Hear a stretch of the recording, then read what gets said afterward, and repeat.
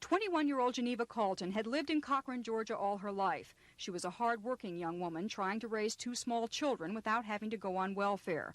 But several weeks ago, she found out she was pregnant. She knew if she had the baby, she'd have to go back on welfare. So last Wednesday, she decided to go to Atlanta to have an abortion. This is where Geneva Carlton worked. For 2 years, she was a meter maid with the Cochran City Police Department. People who work with her here at the police department knew she was going to Atlanta to have an abortion. They tried to talk her out of it, and they aren't happy with the way things turned out.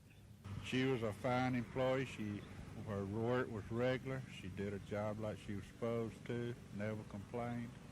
She was just an all-around employee. Police Chief Charles MacDonald was Geneva's boss for the last 2 years. How do you feel about this whole situation? I think it could have been avoided if she had somebody to counsel her to and talk with her. So you are pretty upset about this whole thing? Well, I don't feel right about it.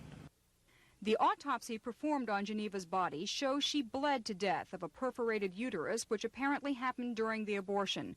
But according to the clinic where it happened and to the friend who drove her there was no way to tell anything was wrong. After the abortion, Geneva's vital signs were all normal, and there was no sign of any excess bleeding. The Center for Disease Control has been called in to investigate, but at this point it seems unlikely the clinic will be blamed. Geneva Carlton leaves 2 small children behind.